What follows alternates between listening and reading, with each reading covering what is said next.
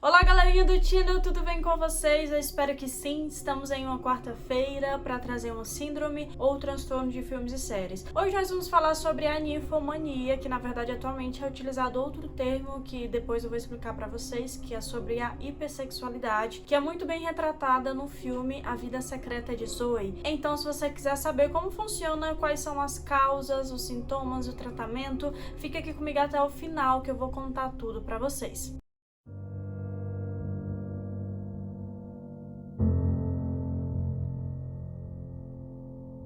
Mas antes de começar a falar, eu já quero pedir para você, se você não é inscrito no meu canal, já se inscreve aqui embaixo, ativa o sininho para receber as notificações, tem vídeo novo todo domingo e toda quarta-feira também. Aqui eu trago tanto sobre casos criminais, como síndromes, transtorno de filmes e séries. Então, se você gosta desse tipo de conteúdo, esse é o lugar certo. Deixa o like aqui no comecinho do vídeo e me segue lá pelo Instagram, @emente.psique. Gente, o filme A Vida Secreta de Zoe basicamente é sobre uma mulher que tinha uma vida perfeita, tinha filhos maravilhosos, um marido maravilhoso e que aparentemente ela não tinha nenhum problema, mas com o decorrer do tempo ela começa a ter um despertar sexual muito intenso e ela não consegue mais se controlar apenas com o seu marido, apesar dela realmente amá-lo e ele não ser ruim para ela, mas chega um determinado ponto em que é algo incontrolável. Mas primeiramente vamos entender como funciona esse transtorno para que nós possamos explicar melhor os sintomas que a personagem sente. Uma coisa que é importante destacar é que a palavra ninfomania ela se refere a mulheres. Esse termo, por um período, ele foi utilizado também como maneira pejorativa para descrever mulheres que tinham a sua sexualidade mais livre do que era de costume na época para a sociedade. Então, essa palavra ninfomania, ela se refere a mulheres e quando é o homem, é satiríase. Mas provavelmente você não ouviu falar desse termo satiríase porque a mídia tem uns holofotes maior quando é uma mulher que tem esse apetite sexual mais aguçado, isso chama a atenção das pessoas. Inclusive, a maioria dos filmes que tem sobre isso retrata normalmente mulheres. Então, atualmente o termo que é utilizado é hipersexualidade ou transtorno do comportamento da sexualidade compulsiva. Mas vamos se referir apenas como hipersexualidade para não ficar repetindo essa frase inteira a cada vez que eu vou citar aqui o nome do transtorno. Então, deixando claro aqui o nome para vocês certinho, sem ficar nenhuma dúvida, vou começar a explicar agora como funciona de fato esse transtorno. E, gente, só para vocês terem uma ideia, foi apenas no ano de 2018 que a Organização Mundial de Saúde definiu que realmente a hipersexualidade se caracterizava como um transtorno mental. Porque é muito difícil você ter um limite de uma pessoa que apenas gosta de ter uma vida sexual ativa para uma pessoa que possui esse comportamento compulsivo. Qual é o limite das coisas?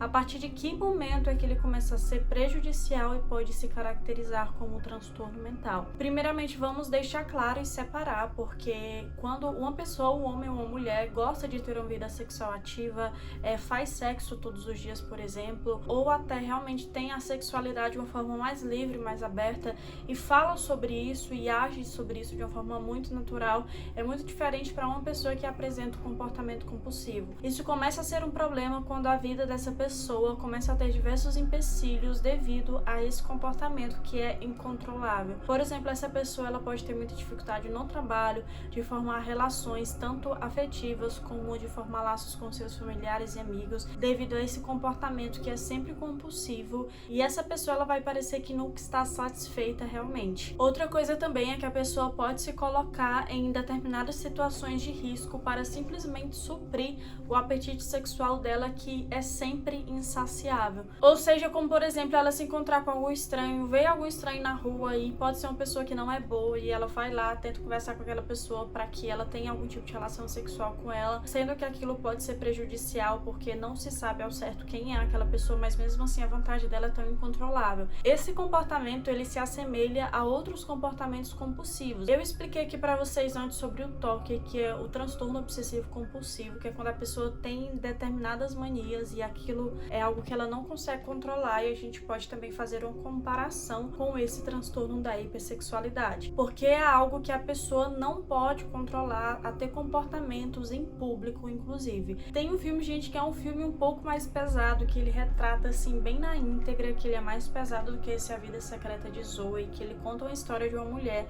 que realmente passa por altos e baixos, por diversas coisas na vida dela, uma história bem conturbada devido a esse transtorno.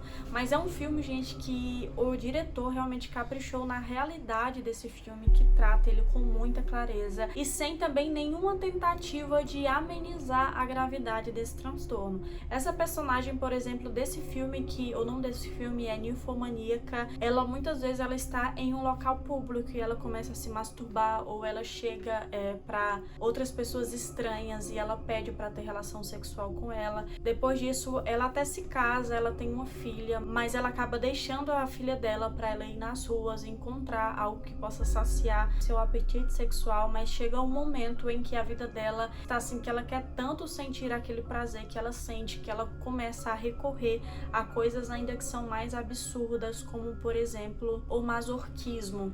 Então é muito sério esse filme, ele trata realmente como a mente daquela mulher funciona, você se pega pensando nas aflições que ela está sentindo ali naquele momento. Então é como esses sintomas que eu estou falando pra vocês, que é algo que realmente a pessoa não consegue controlar. Como essa mulher, por exemplo, que tinha a sua filha, que ela amava a sua filha, ela amava o marido que estava casado na época, porém é um desejo maior do que qualquer outra coisa que ela possua na vida dela.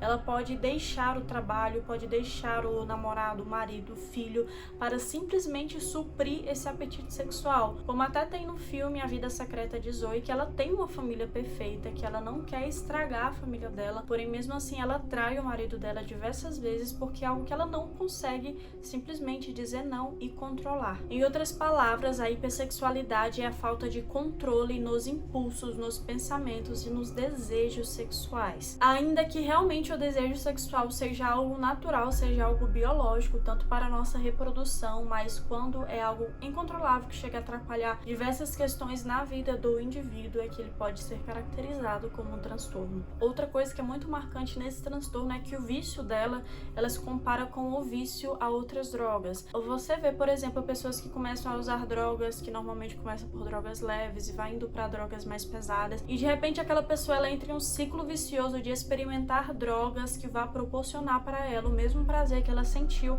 na primeira vez que experimentou. Então ela vai usar cada vez mais até que chegue a um limite em que ela simplesmente vive somente para aquilo. Então realmente você pode comparar essa situação com o vício da pessoa quando ela tem a hipersexualidade. Ela sempre vai querer mais para conseguir sentir aquele prazer que ela sentia nas primeiras vezes. Isso vai se tornando um ciclo sem fim e um ciclo muito repetitivo e vicioso. A pessoa também, devido a basicamente a sua sexualidade ser o principal tema na sua vida, ela pode ir até em rumo da prostituição, porque já como é difícil para essa pessoa manter um trabalho normal, porque ela pode ter esses impulsos sexuais enquanto está trabalhando, então ela pode ir para a prostituição, já que o centro da vida dela gira em torno da sexualidade. Agora, gente, qual é a causa desse transtorno? Tem alguma coisa a ver com causa genética, biológica, ou até o próprio ambiente que a pessoa está inserida, o que pode desencadear? Há diversos tipos de teorias das possíveis causas da hipersexualidade, como por exemplo também muitas pessoas acreditam que na verdade a hipersexualidade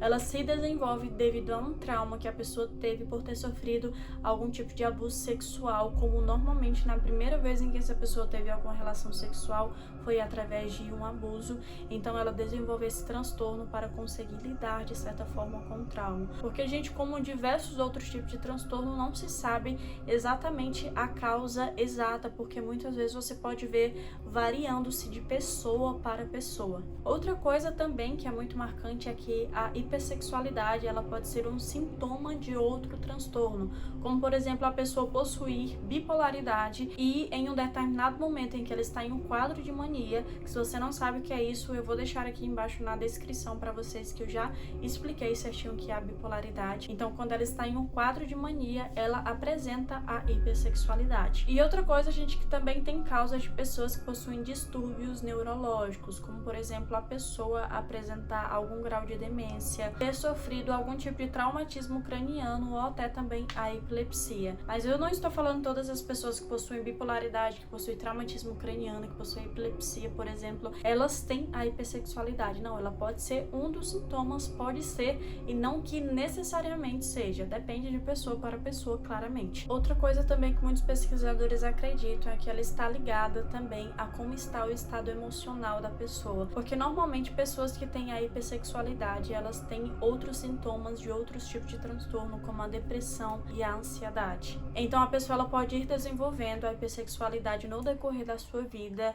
de acordo com determinadas situações em que ela está vivenciando e como a sua mente lida com todas essas coisas, de acordo com todas as emoções que ela sente, ou se pode estar ou não associada a outro transtorno. Agora, gente, vamos começar a citar realmente os sintomas da hipersexualidade. Por exemplo, ter fantasias e desejos sexuais recorrentes. Eu não estou dizendo que se você tem uma fantasia sexual, se você tem desejo sexual, você tem hipersexualidade. Mas se basicamente qualquer coisa que você olha no seu dia a dia, aquilo te desperta algum tipo de apetite sexual, e qualquer coisa você possa fantasiar sexualmente, mesmo que você esteja em um momento totalmente inapropriado, então ele pode sim se caracterizar como um dos sintomas. Mas claro, gente, que muitas vezes algumas pessoas têm alguns pensamentos sexuais mesmo em momentos inapropriados, mas isso não é um fato totalmente recorrente e que prejudica outros fatores da vida dela. Então é apenas algum tipo de pensamento que não se caracteriza como transtorno, mas existem mais sintomas que a pessoa pode observar dentro de si e procurar ajuda profissional. Outra coisa também são os comportamentos para consumir conteúdo sexual, como por exemplo a pornografia. E a vontade de fazer isso ela é tão marcante que essa pessoa ela começa a parar de ligar para suas outras obrigações e responsabilidades, e a vida começa a girar em torno disso. Outra coisa, gente, que é muito importante ressaltar é que o vício na pornografia é algo muito real e que deve ser tratado com seriedade, porque é um mercado que realmente há muita exploração sexual, e também pessoas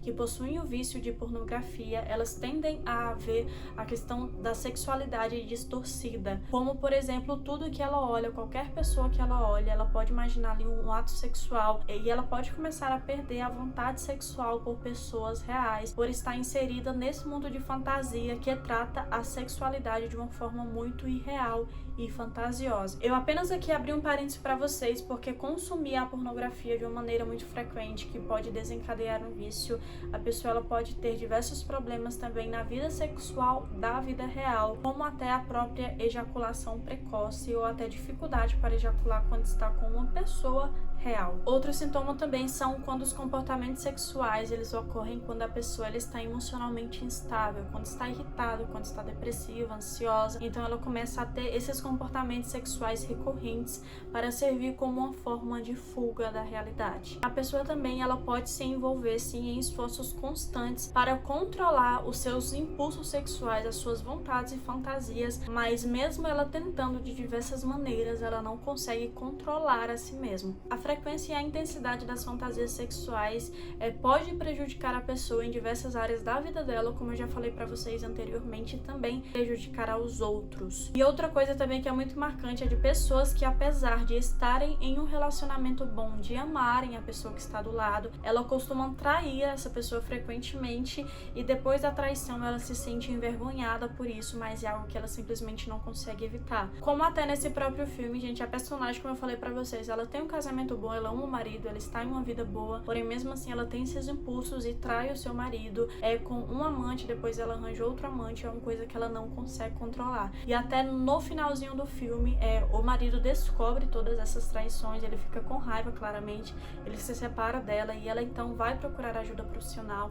Aí o marido dela vê ela falando sobre isso em um grupo de apoio para pessoas que sofrem da hipersexualidade, e ele então começa a notar que na verdade ela está com um problema, com um transtorno psicológico, e ela não consegue evitar, e naquele momento que ela precisa de ajuda. E como eu já falei pra vocês, mas é importante ressaltar que normalmente pessoas que têm hipersexualidade também sofrem de depressão e ansiedade. Então os comportamentos sexuais, eles se referem na verdade a uma fuga da pessoa de sentir todos aqueles sentimentos conflitantes dentro de si, aquela tristeza, aquela ansiedade profunda, e ela começa a ter comportamentos sexuais para ter uma fuga consiga e ter prazer para, por alguns minutos, por algum período de tempo, esquecer de todos aqueles sentimentos ruins que ela pode estar sentindo. E agora, gente, para o tratamento, é muito importante que a pessoa procure um profissional. Se você tem todos esses sintomas que eu falei aqui, ou se você apresentar alguns e está realmente preocupado disso estar afetando a sua vida, é muito importante que você procure um médico profissional. Não é nenhum vídeo na internet que vai te dar um diagnóstico claro, porque tudo vai depender de pessoa para pessoa, de situação para situação. Então é muito importante ter um acompanhamento profissional. Então a pessoa ela pode ter um acompanhamento com um psicólogo comportamental que vai ajudá-la a conseguir controlar os seus impulsos e os seus comportamentos também. Outra coisa também que existem casos mais severos, como até no vício de drogas, de pessoas que são internadas para conseguirem fugir daquilo e ter um controle para ter uma vida normal. Tem casos de pessoas que têm a hipersexualidade em um grau muito avançado, que ela precisa ser internada porque por si só e com toda a ajuda médica ela não vai conseguir sozinha, e precisa desse internamento para controlar os impulsos e ter uma vida do que mais se aproxima do saudável e de uma boa qualidade de vida. A hipersexualidade, gente, algumas pessoas elas podem sim ser curadas disso, mas é um tratamento que muitas vezes envolve uma vida inteira.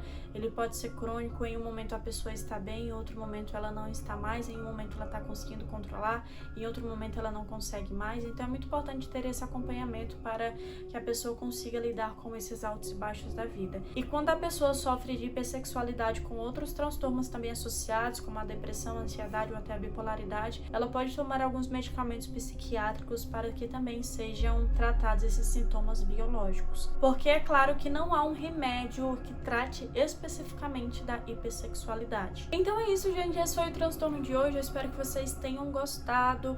Deixa aqui nos comentários o que vocês acharam. Se vocês já viram esse filme, o que vocês acharam dele.